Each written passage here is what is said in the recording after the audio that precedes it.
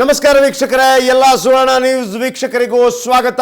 ಇವತ್ತು ಬಹಳ ಪ್ರಮುಖವಾದಂಥ 3 ವಿಚಾರಗಳು ನಡೆಯುತ್ತೆ. ಸುಪ್ರೀಂ ಕೋರ್ಟ್ನಲ್ಲಿ ಯಡಿಯೂರಪ್ಪ ನೇತೃತ್ವದ ಬಿಜೆಪಿ ಸರ್ಕಾರ ಉಳಿಯುತ್ತೋ? ಯಡಿಯೂರಪ್ಪ ನೇತೃತ್ವದ ಬಿಜೆಪಿ ಸರ್ಕಾರಕ್ಕೆ ಬಹಳ ದೊಡ್ಡ ಅಗ್ನಿ ಪರೀಕ್ಷೆ. 15 ದಿನಗಳ ಕಾಲಾವಕಾಶವನ್ನು ರಾಜ್ಯಪಾಲರು ನೀಡಿದ್ದಾರೆ. ಸರ್ವೋಚ್ಚ ನ್ಯಾಯಾಲಯ ಅಷ್ಟು ದಿನಗಳ ಕಾಲಾವಕಾಶ ನೀಡುತ್ತೋ ನೋಡಬೇಕಾಗಿದೆ. ಮತ್ತೊಂದು ಕಡೆ ಹೈದರಾಬಾದ್ನತ್ತ ತೆರಳಿದ್ದಾರೆ JDSನ ಎಲ್ಲ ಶಾಸಕರು. ಮತ್ತೊಂದು ಕಡೆ ದೇವೇಗೌಡರ ಹುಟ್ಟುಹಬ್ಬ ಇವತ್ತು, ಅವರು ಕೂಡ ತೆಲಂಗಾಣದಲ್ಲಿದ್ದಾರೆ, ಅಲ್ಲೇ ಅಕ್ಕಪಕ್ಕದಲ್ಲಿದ್ದಾರೆ JDS ಶಾಸಕರು. ಅದು ಕೂಡ ಇಂಪಾರ್ಟೆಂಟ್. ಕ್ಷಣಕ್ಕೊಂದು ನಾಟಕೀಯ ತಿರುವು, ಗಂಟೆಗೊಂದು ಬೆಳವಣಿಗೆ. ಸುಪ್ರೀಂ ಆದೇಶ ಏನಿರಬಹುದು? ಬಿಜೆಪಿ ಲೆಕ್ಕಾಚಾರ ಏನು? ಕಾಂಗ್ರೆಸ್ ಲೆಕ್ಕಾಚಾರ ಏನು? JDS ನಾಯಕರ ತಲೆಯಲ್ಲಿ ಏನು ನಡೀತಾ ಇದೆ? ದೊಡ್ಡಗೌಡರು ಏನು ಮಾಡ್ತಾ ಇದ್ದಾರೆ? ಸುವರ್ಣ ನ್ಯೂಸ್ನಲ್ಲಿ ಪ್ರತಿ ಕ್ಷಣದ ಮಾಹಿತಿಯನ್ನು ನಿಮಗೆ ನೀಡ್ತಾ ಹೋಗ್ತೀವಿ. ಇಡೀ ದೇಶವೇ ಕಾದು ನೋಡ್ತಾ ಇದೆ. ಕರ್ನಾಟಕ ರಾಜಕೀಯ ಹೈಡ್ರಾಮಾ ಇದೀಗ ಕರ್ನಾಟಕ ರಾಜಕೀಯ ಇಡೀ ದಕ್ಷಿಣ ಭಾರತಕ್ಕೆ ಹರಡಿದೆ. ಒಂದು ಕಡೆ ತೆಲಂಗಾಣಕ್ಕೆ, ಒಂದು ಕಡೆ ಆಂಧ್ರ ಪ್ರದೇಶಕ್ಕೆ, ಮತ್ತೊಂದು ಕಡೆ ಕೇರಳ, ಮತ್ತೊಂದು ಕಡೆ ಕರ್ನಾಟಕ. ಹೀಗಾಗಿ 3-4 ರಾಜ್ಯಗಳಿಗೆ, ಜೊತೆಗೆ ದೆಹಲಿಗೂ ಕೂಡ ಶಿಫ್ಟ್ ಆಗಿರುವಂಥದ್ದು ಬಹಳ ಸ್ಪಷ್ಟವಾಗಿ ಗೋಚರವಾಗ್ತಾ ಇರುವಂಥ ವಿಚಾರ. ಸುಪ್ರೀಂ ಕೋರ್ಟ್ ಇವತ್ತು ಏನು ಹೇಳುತ್ತೆ ಅನ್ನೋದು ಬಹಳ ಇಂಪಾರ್ಟೆಂಟ್. ನಿನ್ನೆ ಪ್ರಮಾಣ ವಚನ ಸ್ವೀಕಾರಕ್ಕೆ ಸಂಬಂಧಪಟ್ಟ ಹಾಗೆ ಮೊನ್ನೆ ರಾತ್ರಿ ಕಾಂಗ್ರೆಸ್ ನಾಯಕರು ಸುಪ್ರೀಂ ಕೋರ್ಟ್ನ ಕದ ತಟ್ಟಿದ್ರು. ಯಾವುದೇ ಕಾರಣಕ್ಕೂ ಕೂಡ ಪ್ರಮಾಣ ವಚನಕ್ಕೆ ಅವಕಾಶ ಕೊಡಬಾರ್ದು ಅಂತೇಳಿ ಕೇಳಿಕೊಂಡಿದ್ರು. ಆದರೆ ರಾಜ್ಯಪಾಲರ ಒಂದು ಆದೇಶಕ್ಕೆ ಮಧ್ಯಪ್ರವೇಶ ಮಾಡೋದಕ್ಕೆ ಆಗೋದಿಲ್ಲ ಅನ್ನೋದನ್ನು ಸುಪ್ರೀಂ ಕೋರ್ಟ್ ಬಹಳ ಸ್ಪಷ್ಟವಾಗಿ ಹೇಳಿತ್ತು. ಆದರೆ 15 ದಿನಗಳ ಕಾಲಾವಕಾಶ ಯಾಕೆ ಕೊಟ್ಟಿದ್ದಾರೆ ಅಂತ ಕೇಳಿದಾಗ ಬಿಜೆಪಿ ಪರ ವಕೀಲರು ಹೇಳಿದಂಥದ್ದು, ನಮಗೆ 7 ದಿನ ಸಾಕು, ಅದರೊಳಗಾಗಿ ನಾವು ಅದನ್ನು ಬಹುಮತ ಸಾಬೀತನ್ನು ಮಾಡ್ತೀವಿ ಅನ್ನುವಂಥದ್ದು. ಆದರೆ ಇದರ ಜೊತೆಗೆ ಸುಪ್ರೀಂ ಕೋರ್ಟ್ ಒಂದು ಮಾತನ್ನು ಹೇಳಿತ್ತು, ರಾಜ್ಯಪಾಲರಿಗೆ ನೀವು ಬೆಂಬಲ ಪತ್ರವನ್ನೇನು ಕೊಟ್ಟಿದ್ದೀರಿ ಅದನ್ನು ಅಫಿಡವಿಟ್ ಆಗಿ ನಮಗೂ ಕೂಡ ಸಲ್ಲಿಸಿ ಅಂತೇಳಿ ನಿನ್ನೆ ಕಾಂಗ್ರೆಸ್ ಹಾಗೂ JDS ನಾಯಕರು ಒಬ್ಬೊಬ್ಬ ಶಾಸಕರ ಪ್ರತ್ಯೇಕ ಅಫಿಡವಿಟನ್ನು ಮಾಡ್ತಾ ಇದ್ರು. ಇದಕ್ಕೆ ವಿರೋಧ ವ್ಯಕ್ತಪಡಿಸಿ ಶೋಭಾ ಕರಂದ್ಲಾಜೆ ಅವರು ಹೇಳಿದಂಥ ಮಾತು ಇಲ್ಲಿ ನೆನಪಿಡಬೇಕಾಗತ್ತೆ. ಸುಪ್ರೀಂ ಕೋರ್ಟ್ ಕೇಳಿರುವಂಥದ್ದು, ರಾಜ್ಯಪಾಲರಿಗೆ ಯಾವ ಪತ್ರವನ್ನು ನೀವು ರವಾನಿಸಿದ್ದೀರೋ ಅದೇ ಪತ್ರವನ್ನು ಕೊಡಬೇಕು ಅಂತೇಳಿ, ಅದರ ಬದಲಾಗಿ ಪ್ರತ್ಯೇಕವಾಗಿ ಅಫಿಡವಿಟ್ ಅಲ್ಲ ಅನ್ನುವಂಥದ್ದು. ಇಲ್ಲೂ ಕೂಡ ಕೆಲವು ಲೆಕ್ಕಾಚಾರಗಳು ನಡೆಯುತ್ತೆ. ಇಲ್ಲಿ ಏನು ಒಂದು ಕನ್ಫ್ಯೂಷನ್ ಇದೆ ಅಂತಂದರೆ, ಸುಪ್ರೀಂ ಕೋರ್ಟ್ ಏನು ನಿಮಗೆ ಬಹುಮತ ಇದೆಯಾ ಅಂತ ಕೇಳ್ತಾ ಇದೆಯೋ, ಅಥವಾ ನೀವು ಯಾವ ಲೆಕ್ಕಾಚಾರದಲ್ಲಿ ನಿಮ್ಮ ಪತ್ರವನ್ನು, ನಿಮ್ಮ ಅಫಿಡವಿಟ್ಗಳನ್ನು ರಾಜ್ಯಪಾಲರಿಗೆ ಸಲ್ಲಿಸಿದ್ದೀರಿ ಅದನ್ನೇ ನಮ್ಮ ಬಳಿ ತೆಗೆದುಕೊಂಡು ಬನ್ನಿ ಅಂತ ಹೇಳ್ತಾ ಇದೆಯೋ ಗೊತ್ತಾಗ್ತಾ ಇಲ್ಲ. ಆ ರೀತಿಯ ಒಂದು ಸಣ್ಣ ಕನ್ಫ್ಯೂಷನ್ ಇದೆ. ಯಾಕೆ ಅಂತಂದರೆ, ಬಿಜೆಪಿಯ ವಕೀಲರು ಹೇಳಿದಂಥ ಮಾತು, ಒಂದು ವೇಳೆ ಬಹುಮತ ಸಾಬೀತು ಅನ್ನೋದನ್ನು ಇಲ್ಲಿ ನಿರ್ಧಾರ ಮಾಡೋಕ್ಕಾಗೋದಿಲ್ಲ, ಸುಪ್ರೀಂ ಕೋರ್ಟ್ನಲ್ಲಿ ನಿರ್ಧಾರ ಮಾಡೋಕ್ಕಾಗೋದಿಲ್ಲ. ಅದನ್ನು ನಿರ್ಧಾರ ಮಾಡೋದು ಫ್ಲೋರಲ್ಲಿ, ಸದನದ ಒಳಗಡೆನೇ ನಿರ್ಧಾರ ಮಾಡಬೇಕು. ಅದರಲ್ಲಿ ಯಾವುದೇ 2 ಮಾತಿಲ್ಲ. ಸುಪ್ರೀಂ ಕೋರ್ಟ್ ಆಗಲಿ, ರಾಜ್ಯಪಾಲರಾಗಲಿ ಯಾವ ಪಕ್ಷಕ್ಕೆ ಬಹುಮತ ಇದೆ ಅನ್ನೋದನ್ನು ತೀರ್ಮಾನ ಮಾಡೋಕ್ಕೆ ಬರೋದಿಲ್ಲ.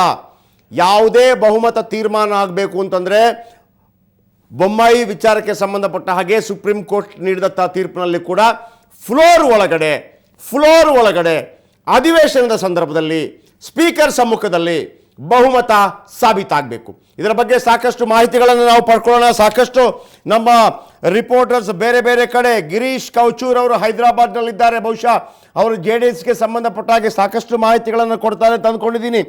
ಪ್ರಶಾಂತ್ ನಾಥ್ ದೆಹಲಿಯಲ್ಲಿದ್ದಾರೆ. ಸುಪ್ರೀಂ ಕೋರ್ಟ್ ವಿಚಾರಕ್ಕೆ ಸಂಬಂಧಪಟ್ಟ ಹಾಗೆ ಪ್ರಶಾಂತ್ ನಾಥ್ ಸಾಕಷ್ಟು ಮಾಹಿತಿಗಳನ್ನು ಕೊಡ್ತಾರೆ. ರವಿ ಶಿವರಾಮ್ ಅವರು BS ಯಡಿಯೂರಪ್ಪನವರು, ನೂತನ ಮುಖ್ಯಮಂತ್ರಿ BS ಯಡಿಯೂರಪ್ಪನವರ ನಿವಾಸದ ಮುಂದೆ ಇದ್ದಾರೆ.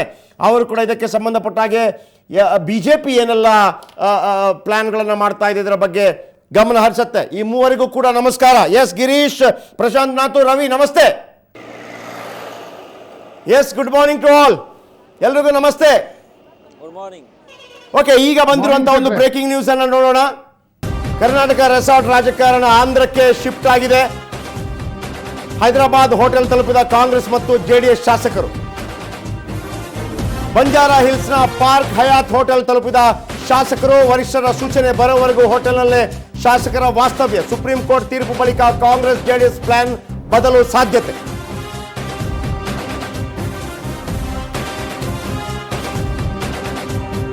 ಹೈದರಾಬಾದ್ ಹೋಟೆಲ್ ತಲುಪಿದ ಕಾಂಗ್ರೆಸ್ ಮತ್ತು JDS ಶಾಸಕರು. ಇಲ್ಲಿ ತನಕ ಕಾಂಗ್ರೆಸ್ನ ಶಾಸಕರು ಎಲ್ಲಿದ್ದಾರೆ ಅನ್ನೋದ್ರ ಬಗ್ಗೆ ಮಾಹಿತಿ ಇರಲಿಲ್ಲ. ಈಗ ಅವರು ಕೂಡ ಹೈದರಾಬಾದ್ ತಲುಪಿದ್ದಾರೆ ಅನ್ನುವಂಥ ಮಾಹಿತಿ ಬರ್ತಾ ಇದೆ.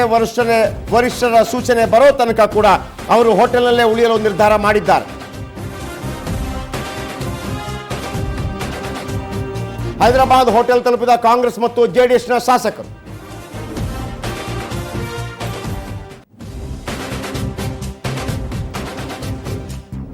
ಓಕೆ, ಗಿರೀಶ್ ಇದೀಗ ನಮ್ಮೊಂದಿಗೆ, ಗಿರೀಶ್ ಕವಚೂರು ನಮ್ಮೊಂದಿಗೆ ಇದೀಗ ನೇರ ಸಂಪರ್ಕದಲ್ಲಿದ್ದಾರೆ ಹೈದರಾಬಾದ್ನಿಂದ. ಗಿರೀಶ್, ಹೈದರಾಬಾದ್ನಲ್ಲಿ ಯಾವ ರೀತಿಯ ವಾತಾವರಣ ಕಂಡು ಬರ್ತಾ ಇದೆ? ಪರ್ಟಿಕ್ಯುಲರ್ಲಿ ಜೆಡಿಎಸ್ನ ಶಾಸಕರು ಯಾವ ಪ್ರದೇಶದಲ್ಲಿದ್ದಾರೆ? ಯಾಕಂದ್ರೆ ಸ್ವಲ್ಪ ಕನ್ಫ್ಯೂಷನ್ ಇದೆ, ಅದು ಅವರು ತೆಲಂಗಾಣದಲ್ಲಿದ್ದಾರೋ ಹೈದರಾಬಾದ್ನಲ್ಲಿದ್ದಾರೋ ಅನ್ನುವಂಥದ್ದು. ನಿಮಗೆ ಸಿಕ್ಕಿರುವಂಥ ಮಾಹಿತಿ ಏನಿದೆ ಈ ಹೊತ್ತಲ್ಲಿ 9 ಗಂಟೆಗೆ ಗಿರೀಶ್? ಜಯಪ್ರಕಾಶ್, ಮೊದಲಿಗೆ ನಮಸ್ತೆ. ಹೈದರಾಬಾದ್ಗೆ ಜೆಡಿಎಸ್ನ ಮತ್ತು ಕಾಂಗ್ರೆಸ್ನ ಶಾಸಕರು ರೆಸಾರ್ಟ್ಗೆ ತೆರಳಿರುವಂಥದ್ದು ಇದೀಗ ಖಚಿತ ಆಗಿರುವಂಥದ್ದು. ಹೈದರಾಬಾದ್ನಲ್ಲಿ ಇಲ್ಲಿಯ ಚಂದ್ರಬಾಬು ನಾಯ್ಡು ಅವರು, ಇಲ್ಲಿಯ CM ಚಂದ್ರಬಾಬು ನಾಯ್ಡು ಅವರ ಸಹಕಾರವನ್ನು ಪಡೆದು ಇಲ್ಲಿಯ ಒಂದು ರೆಸಾರ್ಟ್ನಲ್ಲಿ ತಂಗುವಂಥ ಒಂದು ಪ್ರಯತ್ನಕ್ಕೆ ಜೆಡಿಎಸ್ ಶಾಸಕರು ಮುಂದಾಗಿದ್ದಾರೆ. ಕಾಂಗ್ರೆಸ್ ಶಾಸಕರು ಕೂಡ ಅದೇ ರೆಸಾರ್ಟ್ನಲ್ಲಿ ತಂಗಲಿದ್ದಾರೆ ಅನ್ನುವಂಥ ಒಂದು ಮಾಹಿತಿ ನಮಗೆ ಸಿಕ್ಕಿರುವಂಥದ್ದು. ಒಂದು ಇಲ್ಲಿ ಗಮನಿಸಬೇಕು ಏನಂದರೆ, ಇವತ್ತು ಸುಪ್ರೀಂ ಕೋರ್ಟ್ನಲ್ಲಿ ಏನು ತೀರ್ಪು ಬರುತ್ತೆ, ಆ ತೀರ್ಪಿಗೋಸ್ಕರ ಎದುರು ನೋಡ್ತಾ ಇರುವಂಥ ಕಾಂಗ್ರೆಸ್ನ ಪ್ರಮುಖ ಹಿರಿಯ ನಾಯಕರೆಲ್ಲರೂ ಕೂಡ ಏನು ಕೊಚ್ಚಿಗೆ ಕರ್ಕೊಂಡು ಹೋಗಬೇಕಾಗಿತ್ತು ಕಾಂಗ್ರೆಸ್ ಶಾಸಕರನ್ನ, ಅದರ ಬದಲಾಗಿ ಹೈದರಾಬಾದ್ಗೆ ಶಿಫ್ಟ್ ಮಾಡಿಸ್ಕೊಂಡಿದ್ದಾರೆ. ಒಂದು ವೇಳೆ 2-3 ದಿನದಲ್ಲಿ ನೀವು ಬಹುಮತವನ್ನು ಸಾಬೀತುಪಡಿಸಬೇಕು ಅಂತ ಸುಪ್ರೀಂ ಕೋರ್ಟ್ ಸೂಚನೆಯನ್ನು ಕೊಟ್ಟರೆ ತಕ್ಷಣದಲ್ಲಿ ಹೈದರಾಬಾದ್ನಿಂದ ಕರ್ನಾಟಕ ವಿಧಾನಸೌಧಕ್ಕೆ ಶಾಸಕರನ್ನ ಕರೆದೊಯ್ಯಲಿಕ್ಕೆ ಅನುಕೂಲ ಆಗುತ್ತೆ ಅನ್ನುವಂಥ ಒಂದು ಪ್ಲಾನ್ ಕಾಂಗ್ರೆಸ್ ನಾಯಕರದ್ದು. Jayaprakash, okay, thank you. ನಿಮ್ಮ ಸಂಪರ್ಕಕ್ಕೆ ಮತ್ತೆ ಬರ್ತೀನಿ. ಬಹುಶಃ ನಿಮಗೂ ಕೂಡ ಅಲ್ಲಿ ತುಂಬಾ ಕೆಲಸಗಳಿರ್ಬೋದು. ಪ್ರಶಾಂತ್ ನಾಥ್ ದೆಹಲಿಯಿಂದ ಇದ್ದಾರೆ.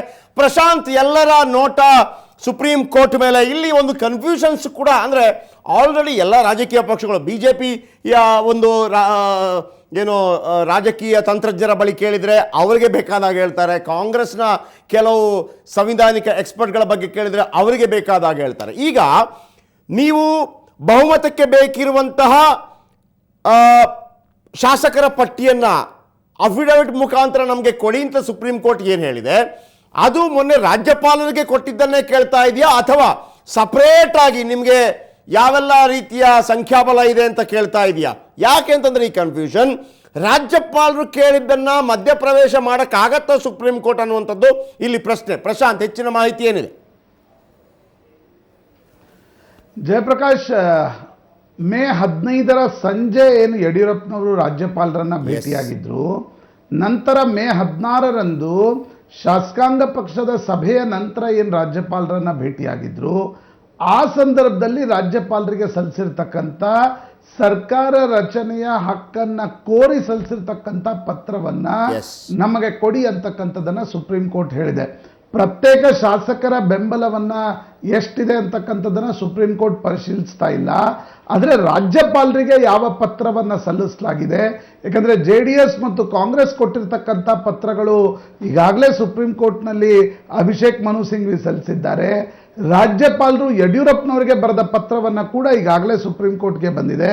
ಆದರೆ ಯಡಿಯೂರಪ್ಪನವರು ರಾಜ್ಯಪಾಲರಿಗೆ ಬರೆದಿರ್ತಕ್ಕಂಥ 2 ಪತ್ರಗಳು ಮೇ 15ರ ಸಂಜೆ ರಾಜ್ಯದ ಪಕ್ಷದ ಅಧ್ಯಕ್ಷರಾಗಿ ಸಲ್ಲಿಸಿರ್ತಕ್ಕಂಥ ಪತ್ರ, ಮೇ 16ರ ಮಧ್ಯಾಹ್ನ ಶಾಸಕಾಂಗ ಪಕ್ಷದ ನಾಯಕರಾಗಿ ಸಲ್ಲಿಸಿರ್ತಕ್ಕಂಥ ಪತ್ರವನ್ನ ನಮಗೆ ಕೊಡಿ ಅಂತಕ್ಕಂಥದ್ದನ್ನ ಸುಪ್ರೀಂ ಕೋರ್ಟ್ ಹೇಳಿದೆ. 10:30ಕ್ಕೆ ಮ್ಯಾಕ್ಸಿಮಮ್ ಇವತ್ತು ಸುಪ್ರೀಂ ಕೋರ್ಟ್ನಿಂದ ನನ್ನ ಗಟ್ ಫೀಲಿಂಗ್, ನಾನೇನು ಥಿಂಕ್ ಮಾಡ್ತಾ ಇದ್ದೇನೆ, ಬಹುಶಃ 15 ದಿನಗಳ ಕಾಲಾವಕಾಶವನ್ನ ಕಡಿಮೆ ಮಾಡಬಹುದೇನೋ. ಅದು ಬಿಟ್ಟರೆ ಬೇರೆ ಏನಾದರೂ ಬಹಳ ಆಶ್ಚರ್ಯಕರ ರೀತಿಯಲ್ಲಿ BJPಗೋ ಕಾಂಗ್ರೆಸ್ಗೋ JDSಗೋ ಆಶ್ಚರ್ಯ, ಖುಷಿ, ತಲೆನೋವು ಈ ರೀತಿ ಏನಾದರೂ ಬರ್ಬೋದಾ? ಜಯಪ್ರಕಾಶ್, ಯೂಶಲಿ ಸುಪ್ರೀಂ ಕೋರ್ಟ್ ಏನ್ ಮಾಡುತ್ತೆ ಅಂತಕ್ಕಂಥದ್ದನ್ನ ಸ್ಪೆಕ್ಯುಲೇಟ್ ಮಾಡೋಕ್ಕಾಗಲ್ಲ. ಯಾಕಂದ್ರೆ ಅಂತಿಮವಾಗಿ ಲಾ ಏನ್ ಹೇಳುತ್ತೆ ಅನ್ನೋದರ ಮೇಲೆ ಸುಪ್ರೀಂ ಕೋರ್ಟ್ ತೀರ್ಮಾನವನ್ನ ತೆಗೆದುಕೊಳ್ಬೇಕಾಗತ್ತೆ. Let's not speculate. ಆದ್ರೆ ಒಂದಂತೂ ನಿಶ್ಚಿತ, ಸುಪ್ರೀಂ ಕೋರ್ಟ್ ರಾಜ್ಯಪಾಲರ ವಿವೇಚನೆಗೆ ಏನು ಅಧಿಕಾರ ಇದೆ ಅದನ್ನ ಯಾವ ರೀತಿ ನೋಡುತ್ತೆ ಅಂತಕ್ಕಂಥದ್ದು ಮುಖ್ಯ. ಇಲ್ಲಿ ಕಾಂಗ್ರೆಸ್ ಹೇಳ್ತಿರ್ತಕ್ಕಂಥದ್ದು ರಾಜ್ಯಪಾಲರ ಇಡೀ ನಿರ್ಧಾರ ಮಲಫೈಡ್ ಇಂಟೆನ್ಷನ್ ಇಂದ ಕೂಡಿತ್ತು ಅಂತಕ್ಕಂಥದ್ದನ್ನ ಕಾಂಗ್ರೆಸ್ ಪರ ವಕೀಲ ಅಭಿಷೇಕ್ ಮನು ಸಿಂಘ್ವಿ ಹೇಳ್ತಿದ್ದಾರೆ. ಇದನ್ನ ಸುಪ್ರೀಂ ಕೋರ್ಟ್ ಒಪ್ಪತ್ತಾ ಅಥವಾ ನೀವು ಹೇಳದಂತೆ ದಿನ ಕಡಿಮೆ ಮಾಡುತ್ತಾ? 12 ಗಂಟೆವರೆಗೆ ಕಾಯಲೇಬೇಕು. Okay, thank you. 12 ಗಂಟೆ ತನಕ ಕಾಯಬೇಕು. Okay Prashanth, thank you. Yes, Ravi Shivaram ಅವರಿದ್ದಾರೆ BSY ನಿವಾಸದ ಮುಂದೆ. ರವಿ, ನಿಮ್ಮ ಪರ್ಸನಾಲಿಟಿ ನೋಡಿದಾಗ ಪಾಪ ಮೊದಲೇ ನೀವು ದಪ್ಪ ಸಣ್ಣಗಾಗ್ಬಿಟ್ಟಿದ್ದೀರಿ. ಎಷ್ಟು ದಿವಸ ಹಿಂಗೆ ಓಡಾಡಬೇಕು ಅಂತ ಗೊತ್ತಿಲ್ಲ. ಒಂದಂತೂ ಭಾಳ ಸ್ಪಷ್ಟ, BJP ಎಸ್ಪೆಷಲಿ BSY ಎಸ್ಪೆಷಲಿ ಇಡೀ think tank BJP think tank ಯಾವ ರೀತಿ ಆಲೋಚನೆ ಮಾಡ್ತಾ ಇದೆ, ಅವರ ಬಾಡಿ ಲ್ಯಾಂಗ್ವೇಜ್ ನೋಡಿದಾಗ ಏನು ಅನಿಸುತ್ತೆ? ಯಾಕೆಂದರೆ ಒಂದು ಕಡೆ ಕಾಂಗ್ರೆಸ್ ಮತ್ತು JDS ಉರಿದು ಬೀಳುತ್ತಿರುವಂಥ ರೀತಿ ನೋಡಿದಾಗ ಯಾರು ಯಾವತ್ತೂ ಕೂಡ ಒಂದು ಮಾತಿದೆ ಏನಂತಂದರೆ, ಯಾವಾಗ ನಮಗೆ ಭಯ ಶುರು ಆಗುತ್ತೋ ಆಗ ನಾವು ಏನು ಕೋಪಗೊಳ್ತೀವಿ ಅಂತ ಅನ್ನುವಂಥದ್ದು. BJP ಪಾಳ್ಯದಲ್ಲಿ ಏನು ನಡೀತಾ ಇದೆ, BSY ಏನು ಆಲೋಚನೆ ಮಾಡ್ತಾ ಇದ್ದಾರೆ, ಕೇಂದ್ರ ಹೈಕಮಾಂಡ್ ಏನು ಆಲೋಚನೆ ಮಾಡ್ತಾ ಇದೆ, ಮಾಹಿತಿ ಇದೆಯಾ ರವಿ? ಶೆಟ್ರೆ, ಅವ್ರ ಬಾಡಿ ಲ್ಯಾಂಗ್ವೇಜ್ ಹೇಗಿದೆಯೋ ಗೊತ್ತಿಲ್ಲ, ಅಂತೂ ನಮ್ಮ ಬಾಡಿ ಅಂತೂ ಹಾಳಾಗ್ತಾ ಇದೆ. ಇರಲಿ, ಆದ್ರೆ ಇವತ್ತು BS ಯಡಿಯೂರಪ್ಪ ಅವರ ನಿವಾಸದಲ್ಲಿ ರತ್ನಪ್ರಭಾ ಸರ್ಕಾರದ ಮುಖ್ಯ ಕಾರ್ಯದರ್ಶಿ ರತ್ನಪ್ರಭಾ ಅವರು ಬಂದಿದ್ರು, ಪೊಲೀಸ್ ಮಹಾನಿರ್ದೇಶಕಿ ಆಗಿರುವ ನೀಲಮಣಿ ರಾಜು ಅವರು ಬಂದಿದ್ರು. ಪ್ರಮುಖವಾಗಿ ರಾಜ್ಯದಲ್ಲಿ ಸಾಲ ಮನ್ನಾವನ್ನ ಮಾಡ್ತೀನಿ ಅಂತ ಯಡಿಯೂರಪ್ಪನವರು ಪ್ರಣಾಳಿಕೆಯ ಘೋಷಣೆಗೂ ಪೂರ್ವದಲ್ಲೇ ಹೇಳ್ತಾ ಇದ್ರು. ಯಾಕಂದ್ರೆ ರಾಷ್ಟ್ರೀಕೃತ ಬ್ಯಾಂಕ್ನಲ್ಲಿರುವ ಸಾಲ ಮನ್ನಾ, ಸಹಕಾರಿ ಬ್ಯಾಂಕ್ನಲ್ಲಿರುವ ಸಾಲ ಮನ್ನಾವನ್ನ ಮಾಡ್ತೀವಿ. ಯಾಕಂದ್ರೆ ರೈತರು ರಾಜ್ಯದಲ್ಲಿ ಸಂಕಷ್ಟದಲ್ಲಿದ್ದಾರೆ, ನಾವು ಕೇಂದ್ರದ ಮೊರೆಯನ್ನ ಹೋಗದೇನೆ ರಾಜ್ಯದಲ್ಲಿಯೇ ನಾವು ಅದನ್ನು ಸಾಲ ಮನ್ನಾ ಮಾಡ್ತೀವಿ ಅಂತ ಭರವಸೆಯನ್ನು ಕೊಟ್ಟಿದ್ರು. ಅಂದುಕೊಂಡಂತೆ ಈಗ ನಿನ್ನೆ ಅವರು ಪತ್ರಿಕಾಗೋಷ್ಠಿಯಲ್ಲಿ ಹೇಳ್ತಾ ಇದ್ರು, ಇನ್ನು 2-3 ದಿನಗಳಲ್ಲಿ ನಾವು ಅದನ್ನ ಸ್ಪಷ್ಟವಾದ ನಿರ್ಧಾರವನ್ನು ತೆಗೆದುಕೊಳ್ತೀವಿ ಅಂತ. ಯಾಕಂದ್ರೆ ಈಗಾಗಲೇ ಬೇರೆ ಬೇರೆ ಸೆಕ್ಟರ್ಗಳಲ್ಲಿರುವಂತಹ ಒಂದಿಷ್ಟು ಮಾಹಿತಿಯನ್ನು ಕಲೆ ಹಾಕಬೇಕಾಗತ್ತೆ. ರಾಜ್ಯದ ಆರ್ಥಿಕ ಪರಿಸ್ಥಿತಿ ಹೇಗಿದೆ ಹೇಳುವಂತದ್ದೊಂದು ಲೆಕ್ಕವನ್ನು ಪಡೆದುಕೊಳ್ಬೇಕಾಗತ್ತೆ. ಆ ಪ್ರಯತ್ನವನ್ನು, ಆ ಒಂದು ಮಾಹಿತಿಯನ್ನು ಈಗಾಗಲೇ ರತ್ನಪ್ರಭಾ ಅವರಿಂದ ಯಡಿಯೂರಪ್ಪನವರು ಪಡೆದುಕೊಂಡಿದ್ದಾರೆ. ಹಾಗಾಗಿ ಇವತ್ತು ಅಥವಾ ನಾಳೆ ಒಳಗಡೆ ಅದನ್ನ ಯಡಿಯೂರಪ್ಪನವರು ಘೋಷಣೆ ಮಾಡುವ ಸಾಧ್ಯತೆ ಬಹಳ ನಿಚ್ಚಳವಾಗಿದೆ. ಸೊ ಹಾಗಾಗಿ ಈಗ ಮತ್ತೊಂದು ಕಾನೂನು ಸುವ್ಯವಸ್ಥೆ ವಿಷಯವಾಗಿ BJP ಸಾಕಷ್ಟು ಹೋರಾಟವನ್ನ ಮಾಡಿತ್ತು. ಈಗ ಅಧಿಕಾರ ಬಹುಮತ ಸಾಬೀತುಪಡಿಸುವ ಪೂರ್ವದಲ್ಲಿ ಈಗ ಯಡಿಯೂರಪ್ಪರು ಮುಖ್ಯಮಂತ್ರಿ ಆಗಿ ಪ್ರಮಾಣ ವಚನ ಸ್ವೀಕಾರ ಮಾಡಿದ್ದಾರೆ. ಸಹಜವಾಗಿ ಈಗ ರಾಜ್ಯದ ಕಾನೂನು ಸುವ್ಯವಸ್ಥೆ ಹೇಗಿದೆ ಎಲ್ಲ ವಿಷಯವನ್ನ ಕೂಡ ಯಡಿಯೂರಪ್ಪನವರು ಈಗ ಪೊಲೀಸ್ ಮಹಾನಿರ್ದೇಶಕರ ಬಳಿ ಮಾಹಿತಿಯನ್ನು ಪಡೆದುಕೊಂಡಿದ್ದಾರೆ. ಶೆಟ್ರೆ, ಆದ್ರೆ ಪ್ರಮುಖವಾಗಿ ಈಗ JDS ಮತ್ತು ಕಾಂಗ್ರೆಸ್ ಒಂದಿಷ್ಟು ಆಕ್ರೋಶವನ್ನು ವ್ಯಕ್ತಪಡಿಸ್ತಾ ಇದೆ. ಹಾಗಾಗಿ BJPಗೆ ಇನ್ನೊಂದು ಚಿಂತೆ ಇದೆ. ಈಗಾಗಲೇ ಪ್ರಶಾಂತ್ ನಾಥ್ ಅವರು ಸಾಕಷ್ಟು ಮಾಹಿತಿಯನ್ನು ಕೊಟ್ಟಿದ್ದಾರೆ. ಈಗ ಸುಪ್ರೀಂ ಕೋರ್ಟ್ ಅಲ್ಲಿ ಯಾವ ರೀತಿಯ ತೀರ್ಮಾನ ಆಗುತ್ತೆ ಅಥವಾ ಯಾವ ಒಂದು ಸೂಚನೆಯನ್ನು ಕೊಡ್ತಾ ಇರುವಂತ ಒಂದು ಆತಂಕ ಇದ್ದಂತೆ ಕಾಣ್ತಾ ಇದೆ. ನಿನ್ನೆ ತಡರಾತ್ರಿವರೆಗೂ ಖಾಸಗಿ ಹೋಟೆಲ್ನಲ್ಲಿ BS ಯಡಿಯೂರಪ್ಪನವರು ರವಿ, ನನಗನ್ಸುತ್ತೆ ಇಲ್ಲಿ ಆತಂಕದ ಪ್ರಶ್ನೆ ಉದ್ಭವ ಆಗೋದಿಲ್ಲ. ಯಾಕಂದ್ರೆ ಸುಪ್ರೀಂ ಕೋರ್ಟ್ ಅಲ್ಲಿ ಅಂದ್ರೆ ಒಂದು ವೇಳೆ ಸುಪ್ರೀಂ ಕೋರ್ಟ್ ಈಗ ಪ್ರಮಾಣ ವಚನ ಸ್ವೀಕಾರ ಮಾಡೋದನ್ನು ತಡೆ ಹಿಡಿಯೋಕ್ಕಾಗೋದಿಲ್ಲ ಅನ್ನೋದನ್ನು ಆಲ್ರೆಡಿ ಅದು ಹೇಳಾಗಿದೆ. ಇಲ್ಲಿ ನಮಗೆ ಎಕ್ಸ್ಪೆಕ್ಟೇಷನ್ ಇರೋದು ಯಾವ ರೀತಿ ಒಂದು ಆದೇಶ ಬರುತ್ತೆ ಅಂತ. ಒಂದಂತೂ ಬಹಳ ಸ್ಪಷ್ಟ, ಬಹುಮತ ಸಾಬೀತಂತೂ ಮಾಡಲಿಕ್ಕೆ ಅವಕಾಶ ಸಿಗ್ಬೋದು ಅಂತ ಯಾವ ರೀತಿಯಲ್ಲೂ ಕೂಡ ನಾವು ಅಂದ್ಕೋಬಹುದು. ಅದನ್ನಂತೂ ಬ್ರೇಕ್ ಮಾಡೋಕ್ಕಾಗೋದಿಲ್ಲ. ಇಲ್ಲಿ 2008 ವಿಧಾನಸಭಾ ಚುನಾವಣೆ ನಡೆದ ನಂತರ, ಅದಾದ ನಂತರ ಕೆಲವು ಭಿನ್ನಮತಗಳು ಉಂಟಾಯಿತು. BJP ಒಂದು 13 ಶಾಸಕರು ಅನರ್ಹಗೊಳಿಸಲ್ಪಟ್ಟರು. ಆ ಸಂದರ್ಭದಲ್ಲಿ ನಮಗೆ ಏನಾಯಿತು ಅಂದರೆ, ಫ್ಲೋರ್ ಒಳಗಡೆ ಎಷ್ಟು ಜನ ಇದ್ದಾರೆ ಅದರ 3ನೇ ಒಂದು ಅಂಶ ಬಹುಮತಕ್ಕೆ ಬೇಕಿರೋದು. ಒಂದು ವೇಳೆ 200 ಜನ ಇದ್ದರೆ 101 ಇದ್ದರೆ ಸಾಕು ಅನ್ನುವಂಥ ರೀತಿಯಲ್ಲಿ. ಆದರೆ ಆಗಿನ ಆಪರೇಷನ್ ಕಮಲಕ್ಕೂ ಈಗಿನ ಆಪರೇಷನ್ ಕಮಲಕ್ಕೂ ಭಾಳ ವ್ಯತ್ಯಾಸ ಇದೆ. ಆಗಿನ ಆಪರೇಷನ್ ಕಮಲ ಹೇಗಾಯಿತು ಅಂದರೆ, ಸುಸ್ಥಿರ ಸರ್ಕಾರ ಇತ್ತು, ಅದಾದ ನಂತರ ಆಯ್ಕೆಯಾದ ಶಾಸಕರನ್ನು ರಾಜೀನಾಮೆ ಕೊಡಿಸಿ ಅವರನ್ನು BJPಯ ಶಾಸಕರನ್ನಾಗಿ ಮಾಡಲಾಯಿತು. ಆದರೆ ಇಲ್ಲಿ ಇನ್ನೂ ಕೂಡ ಶಾಸಕರೇ ಆಗಿಲ್ಲ, ಅವರು ಚುನಾಯಿತ ಪ್ರತಿನಿಧಿ. ನಾವು ನಿನ್ನೆ ಕೂಡ ಚರ್ಚೆ ಮಾಡಿದ್ವಿ, ಯಾವಾಗ ಅವರು ಪ್ರಮಾಣ ವಚನ ಸ್ವೀಕಾರ ಮಾಡ್ತಾರೆ ಅದಾದ ನಂತರ ಶಾಸಕರಾಗ್ತಾರೆ. ಸೊ ಅದಕ್ಕಿಂತ ಮೊದಲು ರಾಜೀನಾಮೆ ಕೊಡಿಸೋಕ್ಕಾಗತ್ತಾ? ಅದಕ್ಕಿಂತ ಮೊದಲು ಅವರ ಶಾಸಕತ್ವವನ್ನು ಅದೇ ರೀತಿ ಉಳಿಸ್ಕೊಂಡು ಮಾಡೋಕ್ಕಾಗತ್ತಾ? ಕೇವಲ ಅವರವರ ರಾಜ್ಯಾಧ್ಯಕ್ಷರಿಗೆ ರಾಜೀನಾಮೆ ಕೊಟ್ಟರೆ ಅದು ಊರ್ಜಿತ ಆಗತ್ತಾ? ಅಥವಾ ನಾಡಿದ್ದು ಒಂದು ವೇಳೆ ನಡೆಯುವಂಥ ಸಂದರ್ಭದಲ್ಲಿ ಬಹುಮತ ಪರೀಕ್ಷೆ ವೇಳೆ ಅವರು ಅಬ್ಸ್ಕಾಂಡ್ ಆದರೆ ಅಥವಾ ಸದನಕ್ಕೆ ಬರದೇ ಇದ್ರೆ ಅದು ಕೂಡ ಊರ್ಜಿತ ಆಗತ್ತಾ? ಇದೆಲ್ಲದರ ಬಗ್ಗೆ ನಾವು ಮಾತಾಡ್ತಾ ಇದ್ದೀವಿ. ಅವರಿಗೆ ವಿಪ್ ಉಲ್ಲಂಘನೆ ಆಗತ್ತಾ, ಆಗೋದಿಲ್ಲ, ಎಲ್ಲದರ ಬಗ್ಗೆ. BJPಯ ಹಾರ್ಡ್ ಕೋರ್ ಕೆಲವು ಇದರ ಬಗ್ಗೆ ಆಲೋಚನೆ ಮಾಡುವಂಥ ಸಾಂವಿಧಾನಿಕ ಪ್ರಜ್ಞೆಯುಳ್ಳಂಥವರು ಏನು ಹೇಳ್ತಾರೆ ರವಿ, ನಿಮಗೆ ಸಿಕ್ಕಿರುವಂಥ ಮಾಹಿತಿ ಪ್ರಕಾರ? ಶೆಟ್ರೆ, ಈಗಾಗಲೇ BJP ಬಹುಮತಕ್ಕೆ ಬೇಕಾಗಿರುವ ಒಂದಿಷ್ಟು ಕಾಂಗ್ರೆಸ್ನ ಮತ್ತು JDSನ ಶಾಸಕರ ಸಂಪರ್ಕವನ್ನು ಮಾಡಿದ್ದಾರೆ ಅಂತ ಹೇಳಲಾಗ್ತಾ ಇದೆ. ಪ್ರಮುಖವಾಗಿ ನೀವೊಂದಿಷ್ಟು ಕಾನೂನು ಮತ್ತು ಸಂವಿಧಾನಿಕವಾಗಿ ಪ್ರಶ್ನೆಯನ್ನು ಕೇಳ್ತಾ ಇದ್ರಿ. ನನಗನ್ಸುತ್ತೆ ಈಗ ನಮಗೆ ಸಿಕ್ಕಿರುವ ಮಾಹಿತಿಯ ಪ್ರಕಾರ ಅಂದು ಬಹುಮತ ಸಾಬೀತುಪಡಿಸುವ ದಿನದಂದು ಎಲ್ಲಾ ಶಾಸಕರು ಅಂದ್ರೆ ಯಾರೆಲ್ಲ BJPಗೆ ಬಾಹ್ಯವಾಗಿ ಬೆಂಬಲವನ್ನು ಕೊಡ್ತಾರೆ ಅಥವಾ ನೈತಿಕವಾಗಿ ಬೆಂಬಲವನ್ನು ಕೊಡ್ತಾರೆ ಅಂತವರನ್ನ ಗೈರಾಗುವಂತೆ ನೋಡ್ಕೊಳ್ಳುತ್ತಾರೆ ಹೇಳುವಂತ ಒಂದು ಮಾಹಿತಿ ಇದೆ. ಸೊ ಹಾಗಾಗಿ ಅವ್ರು ಯಾರಾಗಿರ್ತಾರೆ ಅನ್ನುವಂಥದ್ದು ಇನ್ನೂ ಸ್ಪಷ್ಟವಾಗಿಲ್ಲ. ಹಾಗೆ ಅಂದು ಬಹುಮತ ಸಾಬೀತುಪಡಿಸುವ ದಿನದಂದು ಅವರೆಲ್ಲರೂ ಕೂಡ ಅಬ್ಸೆಂಟ್ ಆಗುವಂತ ಸಾಧ್ಯತೆ ಹೆಚ್ಚಳವಾಗಿ.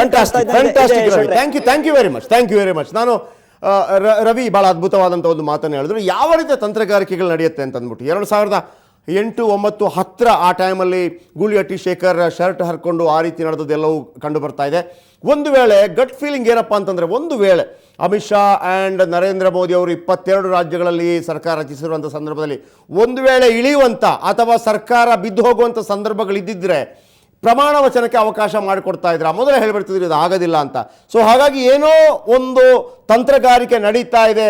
ಬಹುಶಃ ಯಡಿಯೂರಪ್ಪನವರು ಈ ರವಿ ಶಿವರಾಮ್ ಹೇಳಿದ ಹಾಗೇನೆ ಒಂದು ವೇಳೆ ಕೆಲವು ಶಾಸಕರು ಆಬ್ಸೆಂಟ್ ಆಗೋ ಮುಖಾಂತರ ಬಹುಮತ ಪಡೀತಾರ, ಅಲ್ಲಿ ತನಕ ನಾವು ಕಾಯಲೇಬೇಕು. ಈಗ ಒಂದು ಬ್ರೇಕ್ ಆದ ನಂತರ ಇನ್ನಷ್ಟು ಮಾಹಿತಿಗಳು ನಿಮಗಾಗಿ ಸುವರ್ಣ ನ್ಯೂಸ್ ವೀಕ್ಷಕರಿಗಾಗಿ ಕಾಯ್ತಾ ಇರಿ.